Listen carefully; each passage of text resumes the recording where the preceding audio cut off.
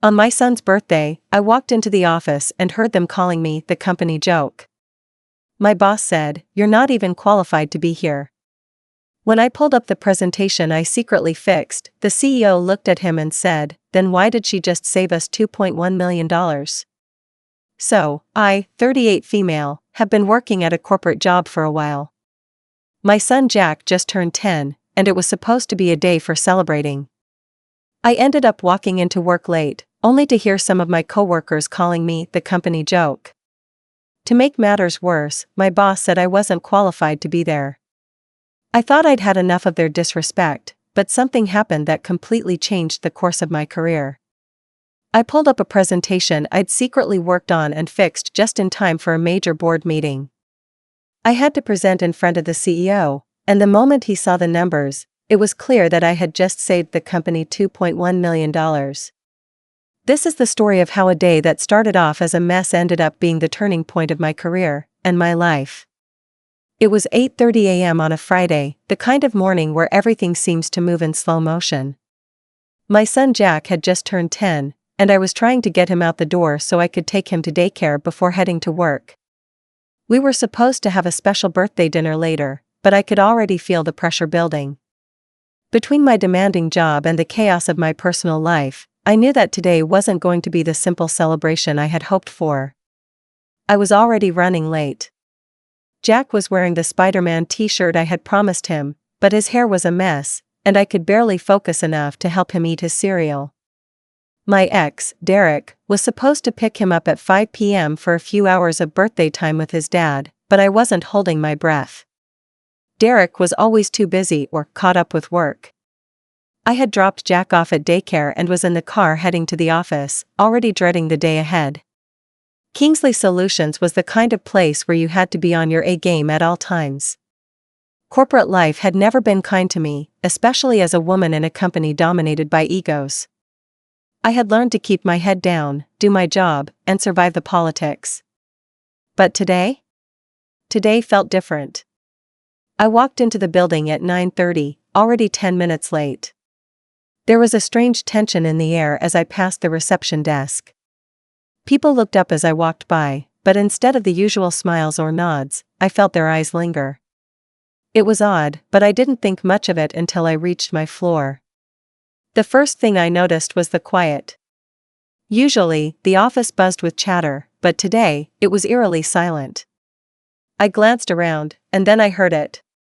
The voices. "She's such a joke," I heard someone whisper, followed by a few quiet chuckles. My stomach sank.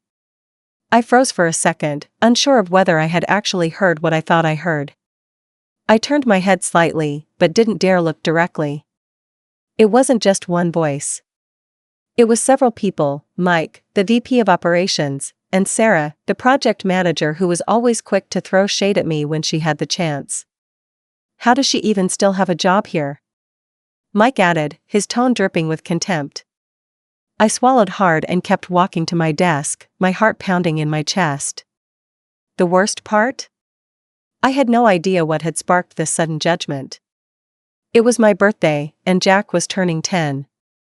But here I was, being ridiculed behind my back by the very people I worked with every day. The laughter continued as I sat down at my desk, pretending not to hear it. I couldn't focus. All I could think about was what they had just said. Was I really a joke to them? Had I become the punching bag of the office? I took a deep breath and tried to shake it off. There was no time to dwell on it. We had a big meeting that afternoon. The CEO, Brian Kingsley, was flying in to meet with the board, and I was supposed to present the financial report for the quarter. The truth was, I'd been working on that presentation for weeks. But my workload had been heavy, and I was under pressure. Derek, who was supposed to be working alongside me, had dropped the ball. Again. I'd ended up pulling most of the weight, and now it was crunch time. I opened the file on my computer, and it hit me. The presentation wasn't ready. The data was off. I had found a discrepancy last week, but I hadn't had time to address it. Now, in the middle of all the chaos, I realized just how much money was at stake. We were missing a crucial breakdown of costs that, if presented properly, would save the company millions. I couldn't afford to make a mistake. I quickly started making updates, reworking the numbers, adding a more detailed analysis of certain expenditures, and creating charts that would make the cost-saving numbers jump off the page. My hands were shaking as I typed. But as the hours ticked by, I could feel the weight of the situation bearing down on me. My phone buzzed with a message from Derek. "I'll be there in 10. I'm tied up with clients, but I'll catch up with you in a bit." It was 11:30 a.m., and I could hear the sound of people gathering in the conference room, preparing for the meeting. Derek had completely abandoned me. I knew it wasn't intentional, but it stung all the same. I had to do this on my own. By the time I finished fixing the presentation, it was already 12:50 p.m. The meeting was supposed to start at 1. I gathered my papers, took one last look at the slides, and stood up to head to the conference room. When I walked in, everyone was already seated. Brian Kingsley, the CEO, was sitting at the head of the table, his arms crossed and his face as stern as ever. Mike and Sarah were there, too, both looking up from their phones with the same smug expressions. Derek was seated at the far end of the table, casually flipping through some documents. I set my folder down in front of me and opened my laptop, clicking through the slides. The silence was deafening. I could feel Mike's eyes on me, probably already thinking about how he could find a way to tear me down. I could almost hear his voice in my head. "What makes you think you can lead this?" I got through the first few slides without any real interruptions. The numbers were solid, the data was accurate, and I spoke calmly. But as I moved towards the final slide, the one with the big cost-saving numbers, Mike cleared his throat and interrupted me. "Lara, this is a little optimistic, don't you think?" he said, looking down at the screen with a raised eyebrow. "You really think we can cut these costs?" I took a deep breath. This was the moment. The numbers didn't lie. The savings were real. "Actually, yes, Mike. We can reduce these costs significantly, and the data backs it up." I clicked to the next slide. "This shows us how we can save $2.1 million in operational expenses over the next year." Mike scoffed. "Come on. You're not qualified to make these kinds of calls. Let's be real. This is all theory. How can we be sure this will even work?" Before I could respond, Brian Kingsley, who had been silent up until that point, looked at Mike and then back at the screen. "Mike, if Lara says we can save $2.1 million, then why did she just outline exactly how we're going to do it?" He looked at Mike, his voice calm but firm. "If you've got a problem with it, take it up with the numbers." The room fell silent. Mike's face turned red. I could see the tension in his shoulders, the way he shifted in his seat, but he didn't argue. I finished my presentation without any further interruptions. The final slide, the one showing the total savings, hovered on the screen. I could feel my heart pounding in my chest as the board members whispered to each other, their eyes flicking between the data and me. The room was still, as if everyone was processing what had just happened. I glanced around, feeling the weight of their stares, but trying to keep my composure. The quiet was deafening. I clicked to the next slide, the one with the projected savings chart that broke down the operational expenses, showing where the cuts could come from. Brian Kingsley leaned forward, his fingers tapping against the table. I could feel the unease building in the air, but something was different this time. For the first time, the silence felt like it was in my favor. "Well, Lara," Brian said, his voice still calm but with a hint of approval. "If this works out as you've outlined, we'll be looking at a substantial difference in our bottom line. We'll need to run a few tests, of course, but I'm impressed." Impressed. For me, those words felt like a victory. They were rare coming from Brian. He had always been distant, focused on results more than people. And I knew that when Brian spoke, people listened. Mike, still trying to maintain some semblance of control, cleared his throat. He had clearly underestimated me, and it was written all over his face. But instead of responding, he shifted in his seat and muttered something about needing to check the numbers, his voice barely above a whisper. Brian's gaze never left the screen. He was still absorbed in the details of the presentation, and I took that as my cue to sit back, but I couldn't help the sense of triumph that bubbled up inside me. In that moment, I realized something I hadn't fully acknowledged before: I wasn't invisible. Maybe I'd been overlooked for years, treated like I didn't belong, but in that room, I had just proven my worth in a way that none of them could ignore. After a few more moments of quiet analysis, Brian leaned back in his chair. He looked at Mike and then at Sarah. "You both might want to take another look at your team's numbers. Lara's presentation shows us exactly where we're wasting money." I saw Mike's jaw tighten, and Sarah's face flushed with annoyance. They were both used to being in charge, always at the top of the ladder, and for the first time, the tables had turned. I could feel their resentment, but I wasn't about to apologize for doing my job well. If anything, I felt a little bit of satisfaction knowing that I had earned their begrudging respect. "Let's take a short break," Brian said, his voice snapping everyone out of their silent analysis. "We'll reconvene in 20 minutes. Lara, stay behind for a minute." I nodded, trying not to let the relief show on my face. The tension in the room seemed to shift as the others began to file out of the conference room, but I stayed in my seat. The break felt like it went on forever. I tried to focus on my breathing, but all I could think about was the stares and whispers that had followed me when I first walked in this morning. When everyone had cleared out, Brian stood up and walked over to me. I stood up as well, unsure of what to expect. "Lara," he began, looking at me directly now, "that presentation was solid. I'll admit, I didn't think you had it in you. Not because I didn't think you were capable, but because, well, you've never shown this kind of initiative before." I bit my lip, fighting the urge to let my emotions get the best of me. "I've been doing my job for years, Brian. I just don't always get the chance to show it." Brian didn't say anything for a moment, his gaze softening slightly. "I know," he said finally, "but you've been under the radar for far too long. You're a valuable asset to this company, Lara. I'd like to make sure you get the recognition you deserve." Recognition. For years, that was all I'd wanted. Acknowledgement for the work I put in, for the sacrifices I made, for the times I went above and beyond. But I'd never been the loud one, never the one to push for praise or promotion. I just did my job, tried to balance everything, and hoped that one day, someone would notice. And now, maybe I had a chance to finally step out of the shadows. "I appreciate that, Brian," I said, keeping my voice steady. "But I'm just doing what's necessary." Brian gave me a nod, his expression still thoughtful. "I'll be honest with you, Lara," he continued. "I'm going to make sure that you're in a more prominent role moving forward. We're going to need someone who can take charge of projects like this. I don't know if you've noticed, but your peers have been falling short in terms of strategy and execution. You've got the skills. Now it's time for us to recognize that."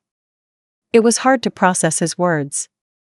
After years of being in the background, trying to prove myself through the work I did, I was finally being seen. The thought was almost overwhelming, but I didn't want to let myself get carried away just yet. There was still so much I had to prove, to them, to myself, and to my son. "I'll do my best," I said, keeping my tone humble. Brian gave me a small smile. "I know you will. Just don't sell yourself short. You've got what it takes." As he turned to leave, I stood there for a moment, letting his words sink in. For the first time in a long while, I felt like the work I'd done actually meant something. Not just to me, but to someone who had the power to change my future. The rest of the day passed in a blur.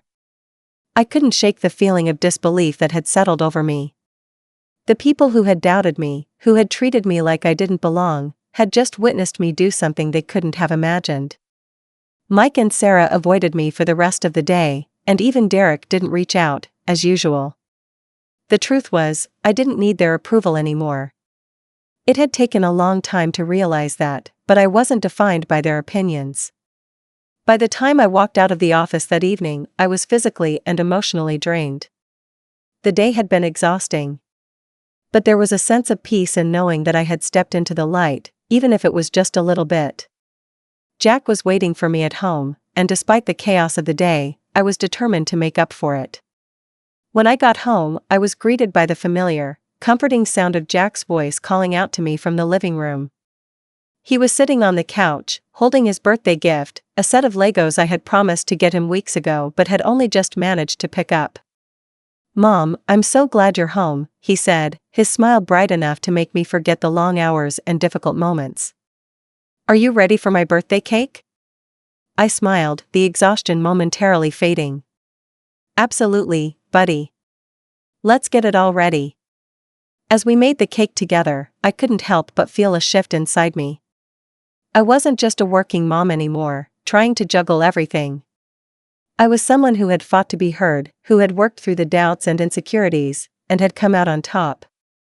Today had been the beginning of a new chapter, and I was ready for it. The evening with Jack went as planned. We ate cake, played a few games, and laughed, but a part of me couldn't shake the reality of what had just happened at work. I kept replaying Brian's words in my mind, "You've got what it takes." It felt surreal. For the first time in years, I had the validation I had longed for, not just from a colleague or a supervisor, but from the CEO himself. That small acknowledgement had done something to me. It gave me a sense of power I had never fully realized I had. Still, I couldn't help but feel conflicted. The taste of victory was bittersweet. Yes, it was a personal win, but I couldn't ignore the fact that Mike and Sarah, the two people who had constantly belittled me, were still going to be there. Derek, my ex, hadn't even bothered to acknowledge my accomplishment. It seemed like no matter what I did, I would always be fighting an uphill battle. But for the first time in my life, I wasn't fighting alone. The next few days at work were strange. The energy in the office had shifted. People who had once ignored me now seemed to want to engage in conversation, but I could tell it wasn't out of genuine curiosity. It felt more like a quiet acknowledgement of the shift in the power dynamics. Mike, in particular, was avoiding me like the plague, and I could see Sarah whispering behind her desk whenever I walked by. There was no praise, no congratulations, but I didn't need it. The respect, even if unspoken, was enough. Derek, however, didn't even mention it when we exchanged the usual pleasantries about Jack. He'd always been good at pretending things didn't bother him, especially when it came to my successes. In a way, I wasn't surprised. Derek had always been more focused on himself than anything else. I wasn't his priority, and frankly, I had come to accept that. But the lack of recognition from him stung more than I was willing to admit. Days turned into weeks, and things at the office started to settle into a strange normal. Brian kept his word. He started including me in more strategic meetings, asking for my input on high-level projects, and even began to suggest me for leadership roles in the company. I was given the chance to lead a new project aimed at revamping our financial analysis processes, and with it came more responsibility, more pressure, and the kind of recognition I had never experienced before. One afternoon, Brian called me into his office. It was just after lunch, and the day had been long, with meetings and emails piling up faster than I could keep track of. As I walked into his office, I felt the familiar knot in my stomach, but this time it was different. I wasn't walking in with the same uncertainty I had always had. "Lara, how are you holding up?" Brian asked, his tone casual as he gestured for me to take a seat. "I'm doing well, considering everything," I replied, trying to keep my voice steady. I had been doing more than just holding up. I had been thriving. Brian smiled, a rare sight for him. "Good. I wanted to talk to you about the next steps. The project you're leading is going to be critical for our success moving forward. I think you're ready for something bigger." I blinked, unsure if I had heard him right. "Bigger?" "Yes. We're going to be restructuring the team. I want you to take on more of a leadership role, one that's more aligned with what you've been doing on your own already. We've been talking about it, and I think you've earned it." For a moment, I just sat there, letting his words sink in. This wasn't just about the project anymore. This was about changing the course of my entire career. "Thank you," Brian, I said, my voice barely above a whisper. I'm honored that you think I'm ready for this. He leaned forward slightly, his gaze piercing but not unkind. You've earned it, Lara. But don't sell yourself short. You've been doing this for years, quietly, behind the scenes. It's time the rest of the company knew what you're capable of. As I left his office, I couldn't help but smile. This was it. This was my chance to take control, to stop waiting for someone to hand me opportunities, and to start creating them for myself. I had worked so hard for this moment, and it felt like everything was finally aligning. But as I walked down the hall, there was still one thing that lingered in the back of my mind, Mike. It wasn't that I was fixated on him. Honestly, I could care less about his opinion at this point. But I knew that he wasn't going to let me rise without a fight. The power dynamics at Kingsley Solutions had shifted, and Mike had always seen himself as the one on top. He wasn't about to accept that someone like me, someone who, in his mind, had no real place in this world of high-stakes business, could come in and steal the spotlight. I could feel his animosity in the air whenever our paths crossed. The tension was palpable. The next time I saw him in the break room, I wasn't sure what to expect. I had been avoiding him as much as possible, not out of fear, but out of sheer exhaustion. I didn't have the energy to play his games anymore. I had bigger things to focus on. But today, for some reason, I couldn't help but notice him standing near the coffee machine, a smug expression plastered on his face as he poured himself a cup. Lara, he said, his voice dripping with sarcasm. Congratulations on your big promotion. Looks like all those late nights you've spent quietly working paid off, huh? I wasn't sure how to respond. Part of me wanted to bite back, to remind him of the very real work I'd done and how much more capable I was than he'd ever given me credit for. But I didn't. Instead, I just nodded and gave him a polite smile. Thanks, Mike. It's been a lot of hard work, but I'm excited for what's next. The words felt strange coming out of my mouth, but in that moment, I realized I wasn't just responding to him. I was responding to the years of doubt, the years of being overlooked and underestimated. I wasn't that person anymore. As I turned to leave, Mike didn't say anything more. His expression faltered, just for a moment, but it was enough for me to know that, even if he didn't admit it, something had changed. Maybe he didn't respect me, but he knew now that I wasn't going anywhere. The next few days passed without any major incidents. The board meetings were more relaxed, and for the first time, I felt like I was truly a part of the conversation. I didn't need anyone's approval anymore. I had my own, and that was enough. But things at home were still as complicated as ever. Derek hadn't made much of an effort to be more involved, and it hurt, even though I tried to act like it didn't. Jack deserved better, and I knew it. I didn't need Derek's validation to prove that I was a good mom, but it was hard when he constantly let me down. As I sat in my car after another long day at the office, I found myself wondering whether everything, the job, the recognition, the promotions, was worth the toll it took on my personal life. Could I really keep juggling it all? Or would something have to give? As the days passed, I kept my head down and focused on the task at hand. The team I was now leading was coming together slowly but surely. I was managing the project, fixing the inefficiencies I'd uncovered, and driving the changes I knew could make a real impact. The recognition from Brian had not only pushed me to work harder but had also ignited something within me, a confidence I hadn't known I was capable of before. Still, there was an ever-present tension at work, mostly from Mike and Sarah, but the most pressing issue remained Derek.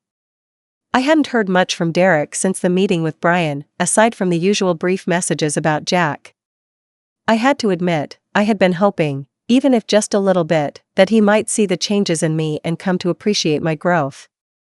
But the reality was harsh. Derek remained the same distant, self-absorbed person he had always been. I had put up with his neglect for years, and while my career was soaring, my personal life felt like it was stuck in neutral. Then came the email. It was one of those company-wide announcements, standard procedure after a big project or a financial milestone. But this one felt different. The subject line read, "A new chapter for Kingsley Solutions, key changes and new leadership roles." I clicked on the email with my stomach in knots, half expecting some kind of update about Mike or Sarah, maybe even about how the company was promoting someone else. But what I didn't expect was what I found. Subject: A new chapter for Kingsley Solutions, key changes and new leadership roles. Dear team, we are pleased to announce a series of important changes to our leadership structure here at Kingsley Solutions. Over the next few months, we will be restructuring several departments to increase efficiency and promote innovation across the board. The leadership team has been working tirelessly to ensure that we are on track for another successful year, and we want to take this opportunity to highlight some of the major moves we're making. We are pleased to announce that Laura Montgomery has been appointed to oversee the Strategic Development Division, effective immediately. Laura has shown remarkable dedication, and her recent project, which saved the company over $2 million in operational costs, proves that she is the leader we need for this next phase of growth. In addition, she will be working closely with the executive team to drive strategic initiatives that will take us into the future. Please join me in congratulating Laura on this well-deserved promotion. We look forward to working alongside her as she continues to lead the company to new heights. Sincerely, Brian Kingsley, CEO, Kingsley Solutions. The email hit me like a ton of bricks. My promotion wasn't just internal chatter anymore, it was official. I was leading an entire division now. The acknowledgement, the validation, and the power that came with it were overwhelming, but at the same time, it felt like I had just crossed a threshold. This wasn't just about the company anymore, it was personal. I printed the email and stuck it to my desk with a smile. I didn't need to brag or show off to anyone. The change was clear, even if no one said anything to my face. But then, the real twist of fate came when I walked into the office the following Monday morning. I had a meeting scheduled with Brian to discuss the transition into my new role, but when I arrived at my desk, there was an unexpected development. Mike and Sarah, who had been so dismissive of me, were no longer seated at their desks. Their computers were off, their chairs were empty. A strange, unsettling feeling washed over me. I went into the conference room for my meeting with Brian. As I sat down, Brian seemed unusually calm, almost like he was waiting for something.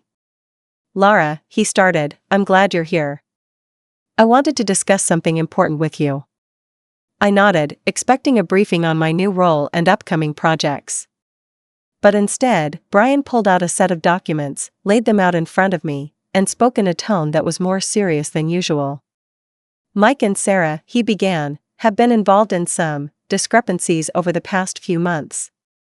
We've been conducting an internal review, and unfortunately, their actions have not aligned with the company's values. I've already made the decision to let them go, effective immediately." I felt a strange mixture of emotions.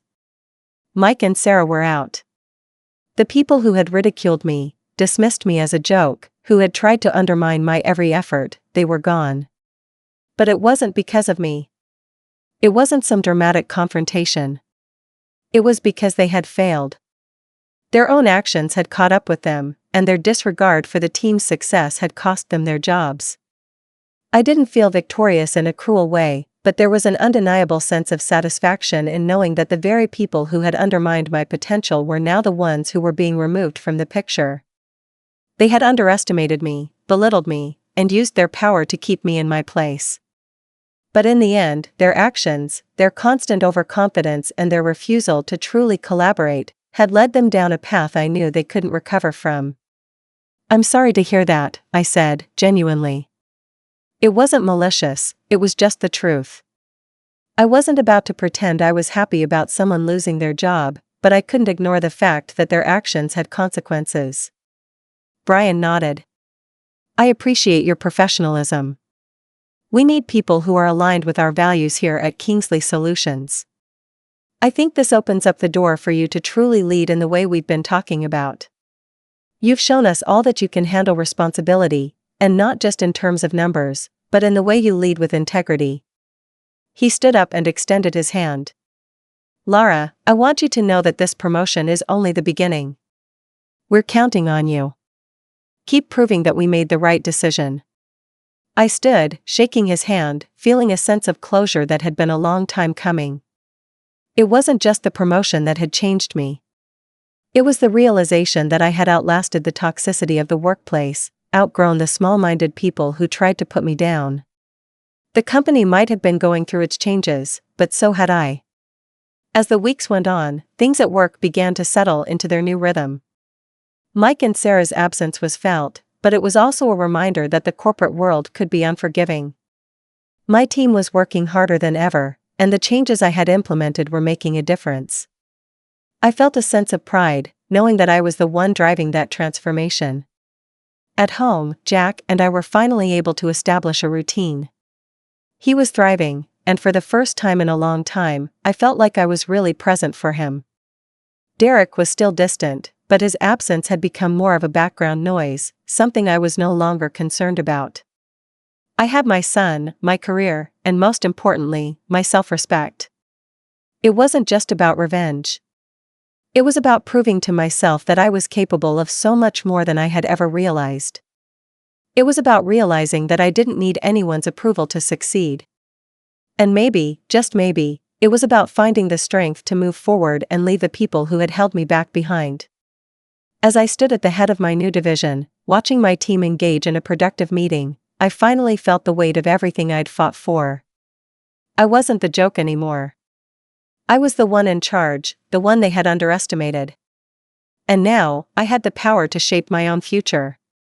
In the end, it wasn't the revenge that mattered. It was the freedom I had earned, the respect I had finally gained, and the knowledge that I had built something worth fighting for.